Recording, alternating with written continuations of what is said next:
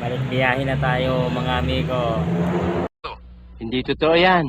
Bumalik na naman ang amigo, ang pinakagwapo nyong amigo. Babaw ng kalsada. What? Bro, what are you talking about, man? Iisip ko lang ngayon. Ano kaya kung pasukan ako ng booking? Ano? Halimbawa nandito ako sa Simlot. Pumasok papuntang Mandaluyong. Pamasahe lang niya nasa 150 tapos binayaran ako ng 200